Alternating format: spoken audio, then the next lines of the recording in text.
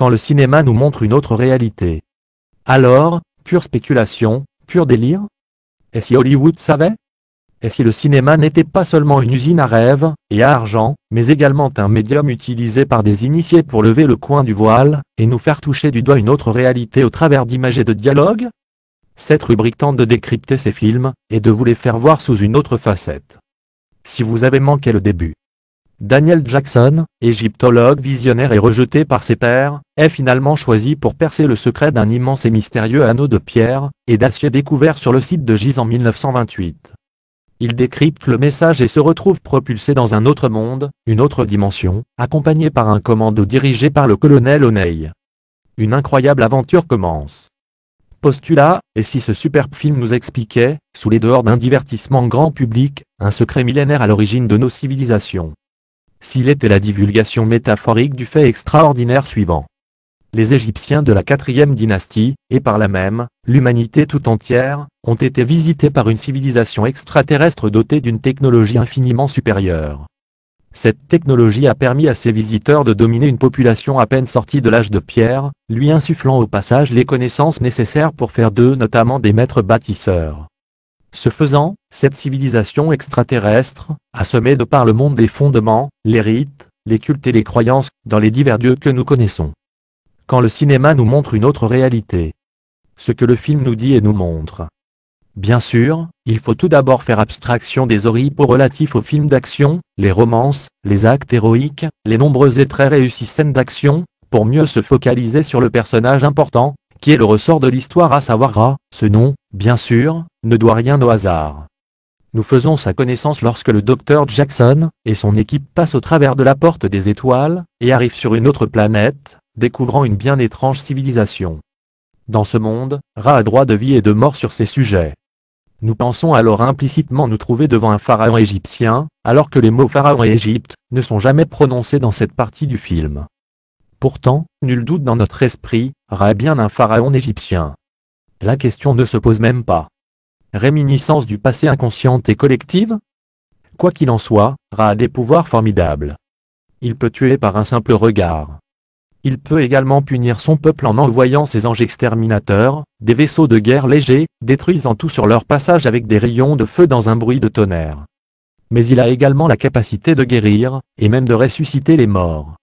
Il peut donc ériger ses propres lois et soumettre ainsi, très facilement un peuple crédule. Par ailleurs, Ra a physiquement un côté indéniablement androgyne. Sa force est plus mentale que musculaire. On ne lui connaît pas d'aventure sentimentale ou amoureuse. Il est au-dessus de ses contingences.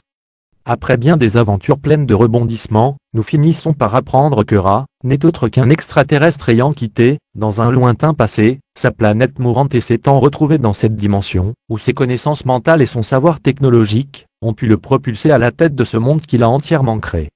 Sur sa planète, il n'était qu'un citoyen lambda, sur notre planète il est le maître incontesté où son peuple, complètement acquis à sa volonté, lui voue un culte à l'égal d'un dieu. Cette version est-elle plausible? Peut-on aussi facilement se hisser à l'égal d'un dieu? Transposition des faits. Ceci posé, transposons maintenant cette histoire dans notre passé terrestre, et laissons vagabonder notre imagination. Nous sommes au fin fond de l'Australie dans un petit village indigène vivant de chasse et de pêche. Soudain apparaît dans le ciel un engin volant tel, un dragon flamboyant avec un bruit assourdissant aussi fort que le tonnerre. De ce chariot de feu sort un être bizarrement accoutré. Il s'établit au village. Il n'a pas besoin de chasser et de pêcher pour se nourrir. Son bâton qui crache le feu lui assure sa subsistance sans effort. Il guérit même les malades rien qu'en les touchant. Il apprend aux villageois pendant son séjour l'artisanat, agriculture etc. Et un beau jour cet être étrange repart dans le ciel en promettant qu'il reviendra bientôt. Dès lors les villageois ne font que regarder les cieux et prier une réplique en paille de l'engin volant, n'attendant que le retour promis de leur Dieu. Eh bien cette histoire n'est pas imaginaire. Elle s'est réellement déroulée durant la Seconde Guerre mondiale. Un avion américain, je crois, tombé en panne en pleine forêt non loin d'un village éloigné de toute civilisation a vécu cette aventure. Il se trouve que plusieurs chercheurs russes suggèrent que ce type d'événement pourrait être une explication à l'origine de nos croyances et religions. Quand le cinéma nous montre une autre réalité. Décryptage. Mais revenons au film car je pense qu'il recèle encore d'autres messages. Ainsi attire-t-il notre attention sur le site de Gizeh. Pourquoi Gizeh? le scénariste aurait pu placer son intrigue n'importe où dans le monde? Veut-il éveiller notre attention sur le fait que ce site recèle bien des mystères et que la connexion OVNI, extraterrestre, archéologie mystérieuse, est une piste d'étude et de réflexion sérieuse, sur nous-mêmes mais aussi sur notre passé? Un lien peut être fait ici avec les films Predator, et notamment l'avant-dernier en date Alien vs Predator, dont nous aurons sans doute l'occasion de vous parler un jour, et qui décline le même principe. Quand le cinéma nous montre une autre réalité. De fait, s'interroge le spectateur, comment expliquer le génie soudain des maîtres bâtisseurs égyptiens pas encore tout à fait sortis du néolithique? Au début du film nous faisons la connaissance du Dr Jackson, qui donne une conférence au terme de laquelle il se fait conspuer par ses pairs, car il ose dire que le Sphinx date de moins 10 000 ans. Ce faisant, le scénariste du film prend clairement position contre le courant mainstream de l'égyptologie. Par là même il ouvre un abîme de réflexion dans l'esprit du grand public, car le héros démontrera par la suite l'étendue de ses connaissances et la justesse de ses théories.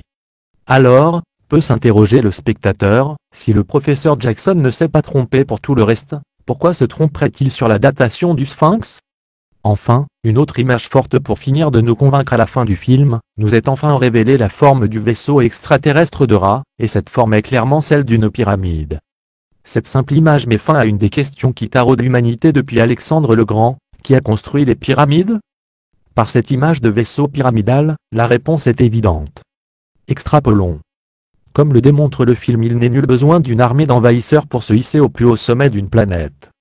Une horde d'extraterrestres en rupture de banc pourrait finalement assez aisément asservir une population primitive grâce à sa technologie avancée. Un lien peut être fait ici avec les films Superman, dont nous aurons sans doute aussi l'occasion de parler un jour. À présent, il me vient en mémoire une news de Top Secret NDEG 26 page 7, et qui parlait des pyramides de Bosnie.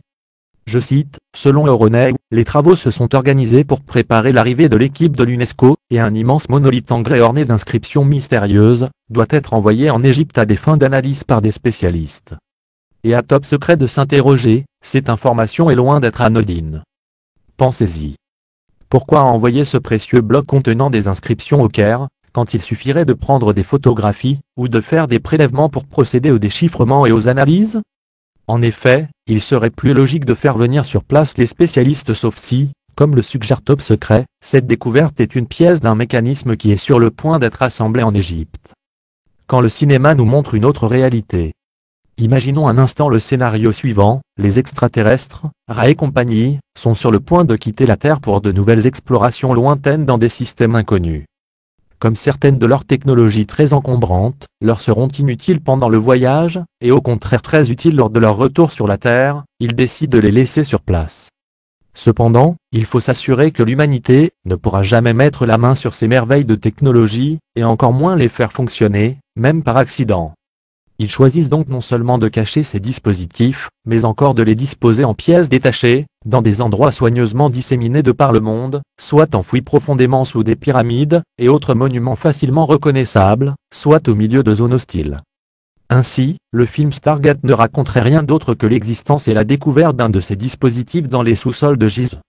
En poussant la logique un peu plus loin, on peut se demander si une découverte de ce type, plus ancienne encore, n'est pas à l'origine d'une course folle à travers les siècles, depuis Gilgamesh, en passant par Alexandre le Grand, les Templiers, Napoléon, ou Hitler, entre autres.